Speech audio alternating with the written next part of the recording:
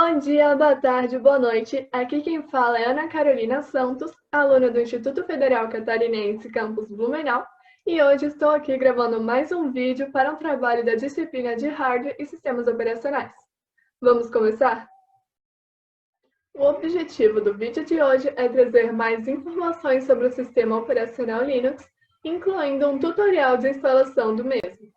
Mas antes de darmos início à apostila, eu trouxe alguns dados sobre sistemas operacionais que você precisa saber. O sistema operacional nada mais é que um software ou conjunto de softwares que possui a função de administrar e gerenciar os recursos de um sistema, desde componentes de hardware e sistemas de arquivos a programas de terceiros, estabelecendo a interface entre máquina de processamento automático de dados e usuário. Para tornar esses sistemas mais fáceis, por assim dizer, de serem escritos, eles são construídos com uma série de módulos, cada qual sendo responsável por uma determinada função. Os módulos típicos em um grande sistema operacional multiusuário são o kernel, o gerenciador de processo, o scheduler e o gerenciador de arquivo. O sistema operacional introduz uma camada de abstração entre o hardware e o usuário, que transforma comandos do mouse ou do teclado em linguagem de máquina, encaminhando instruções ao processador, o qual os traduz para código binário, executa tais comandos e, por fim, envia as respostas como dados que aparecem na tela do dispositivo. Podemos ter acesso a vários processos do sistema operacional a partir do gerenciador de tarefas, onde se encontram todos os processos que estão em funcionamento desde a inicialização até a sua utilização atual. Esse software contém componentes divididos tanto voltados para o usuário, sejam bibliotecas, programas e interface, quanto as instruções que compõem o seu núcleo, o kernel, o qual atua como uma ponte entre usuário e hardware, além de compor a parte central do programa e responder por tarefas muito importantes como gerenciar recursos como processador, sistemas de arquivos e dispositivos de entrada e saída, gerenciar processos de programas e gerenciar o uso de dispositivos, memória do sistema e solicitações dos programas, definindo quais têm prioridade. Como muitos já sabem, tais sistemas já vêm instalados ou pré-instalados na máquina, influenciando não apenas na experiência que o usuário virá a ter com a sua nova aquisição, mas também no preço final do produto. Sendo assim, o marketing feito para promover os sistemas operacionais, principalmente na década de 1990 para os dias atuais, passou a ter um peso na escolha do usuário. E, querendo ou não, isso acaba por fechar os olhos das pessoas para os demais sistemas do mercado, seja pelo desconhecimento da sua existência ou então simplesmente pelo receio de experimentar trocá-los pelo sistema em que já está habituado. Devido às questões mencionadas no slide anterior, muitos usuários realmente desconhecem ou ignoram a existência de outros sistemas operativos, pois o que está sendo utilizado costuma atender às suas necessidades. Afinal, longe de ser como alguns usuários presumem, a variedade de sistemas operacionais não se limita em 2 ou 3 produtos, pelo contrário, o mercado hoje é bem mais amplo.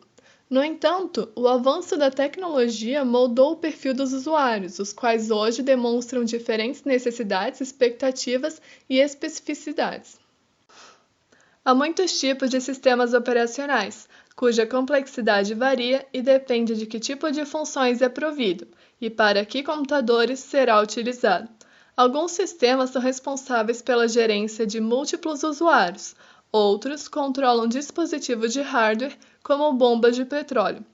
Graças ao código aberto, por exemplo, muitos desenvolvedores trabalham de modo independente na criação de novos sistemas operacionais, que, embora sejam baseados nos pilares do mercado, podem oferecer experiências surpreendentes.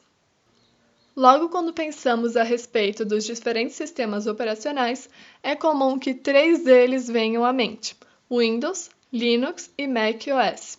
Sem dúvidas, estes são os mais utilizados, e isso se deve principalmente ao fato de que são vendidos juntamente aos computadores. Todavia, no decorrer deste trabalho, teremos como foco o sistema operacional Linux. Agora sim, vamos falar sobre o sistema operacional Linux. Quando alguém diz que em seu computador roda o Linux, geralmente está se referindo ao kernel, ferramentas e conjunto de aplicativos que vem junto no que é conhecido como uma distribuição. A distribuição inclui ferramentas que se encarregam de configurar o armazenamento, instalar o kernel e instalar o resto do software.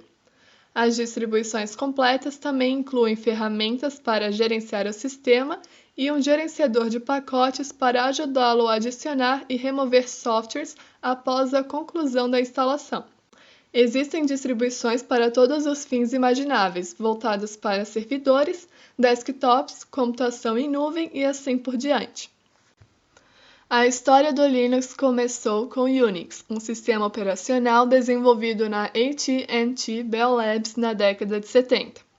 O Unix é escrito na linguagem C, e com o tempo ele foi modificado e bifurcado, ou seja, as pessoas o modificaram e essas modificações serviram de base para outros sistemas, por isso que atualmente existem muitas variantes diferentes do Unix.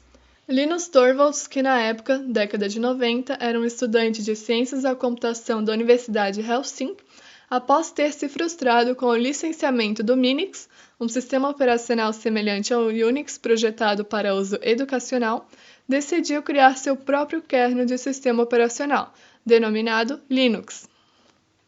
Em 1983, foi possível criar a combinação GNU-Linux, graças ao projeto GNU, criado por Richard Stallman. Nesse projeto era desenvolvido ferramentas que vão junto com o sistema operacional semelhante ao Unix, como editores, compiladores e interfaces de usuário que tornam o kernel utilizável. Como o código-fonte estava disponível gratuitamente, os programadores do Linux puderam incorporar as ferramentas GNU para fornecer um sistema operacional completo. Desse modo, muitas das ferramentas e utilitários que fazem parte do sistema Linux evoluíram a partir dessas primeiras ferramentas GNU. A parte Linux dessa combinação é o kernel Linux, que é o núcleo do sistema operacional. O kernel é a primeira parte do sistema operacional a ser carregada e permanece em execução para gerenciar todos os aspectos do sistema em funcionamento. O Linux é escrito em C, uma linguagem versátil e relativamente fácil de aprender, que compartilha história com o Unix original. Linus tornou o código-fonte disponível gratuitamente, permitindo que outros se unissem e moldassem esse sistema operacional para qualquer propósito, redistribuir cópias ou fazer aperfeiçoamentos sem precisar pagar nada. Devido a isso, o ritmo de desenvolvimento e a correção de erros foi acelerada. Assim, o Linux cresceu e se tornou um dos sistemas operacionais dominante na internet. Porém, apesar de adotar todos os requisitos da especificação Unix, o Linux não foi certificado. Então, o Linux não é Unix, ele é semelhante ao Unix. Para fins didáticos, será descrito o passo a passo para instalar o sistema operacional Fedora Workstation, que é uma distribuição Linux, em uma máquina virtual através do software de virtualização VirtualBox. Primeiramente, será necessário baixar a ISO do sistema operacional, e como é um sistema operacional de código aberto, pode ser facilmente encontrado disponível para download na internet. Porém, o mais recomendável é baixá-lo diretamente do site oficial. Para ser instalado com sucesso, esse SO requer no mínimo 20 GB de disco, 2 GB de RAM e um processador de 1 GHz. No entanto, recomenda-se o dobro desses valores para se ter uma experiência mais tranquila. Ao abrir o VirtualBox, basta clicar em Novo e irá aparecer uma tela para nomear a nova máquina virtual, bem como selecionar o tipo e a versão do SO que será instalado. Após realizar as seleções, clique em Próximo. Uma nova tela irá aparecer e será solicitado que selecione a quantidade de memória RAM desejada que será disponibilizada para a máquina virtual. Lembre-se que a quantidade mínima é 2 GB e que a memória RAM só será consumida pela máquina virtual enquanto estiver em execução. Caso contrário, estará disponível para uso normalmente. Após selecionar, clique em Próximo. No terceiro passo, basta selecionar Criar um novo disco rígido virtual agora e clicar em Criar. No quarto passo, será solicitado que selecione o tipo de arquivo de disco rígido. Basta selecionar VDI, VirtualBox Disk Image, e clicar em Próximo. No quinto passo, deverá ser escolhido como ocorrerá o armazenamento no disco rígido físico, e será dinamicamente alocado ou fixo, ou seja, se o espaço será ocupado conforme for utilizado até um tamanho máximo pré-definido posteriormente, ou se será criado com um tamanho fixo. Após selecionar a opção desejada, clique em Próximo. No sexto passo, será solicitado que selecione a quantidade de espaço que será disponibilizado no disco rígido para a máquina virtual e, novamente, lembre-se que a quantidade mínima é de 20 GB. Após selecionar, clique em Criar.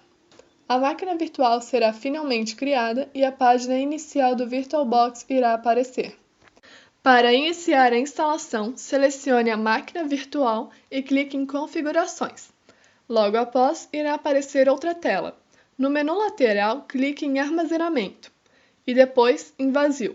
Em seguida, clique no ícone em forma de CD e procure pelo arquivo ISO. Após selecioná-lo, clique em OK.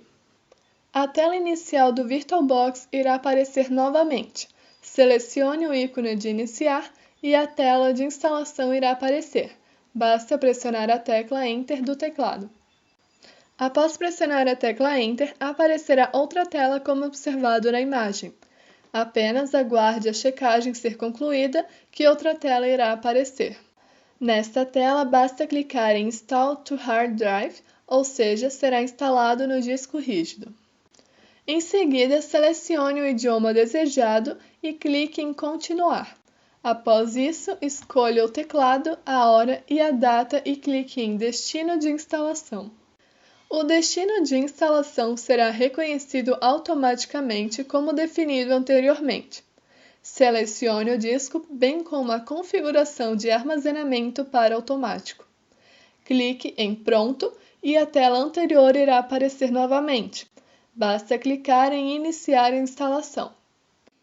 A instalação começará e será necessário aguardar alguns minutos.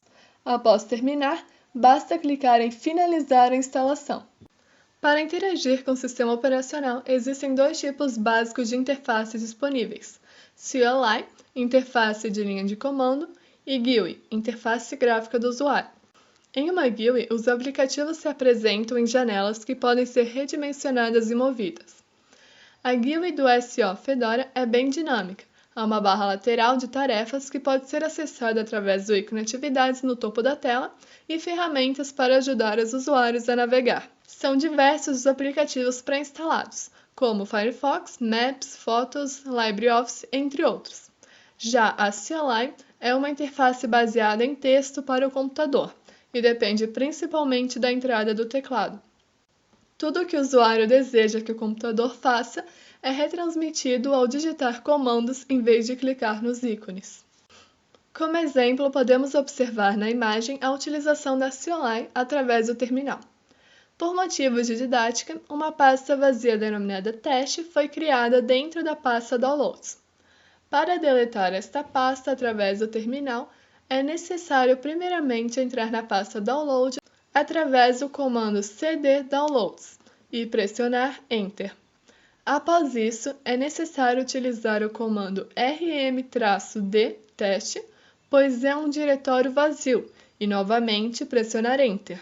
Assim, a pasta será deletada com sucesso. Aqui estão linkados outros interessantes materiais de leitura sobre sistemas operacionais. Eu vou colocar estes links também na descrição do vídeo. E é com esta frase de Barack Obama que eu vou finalizando este vídeo.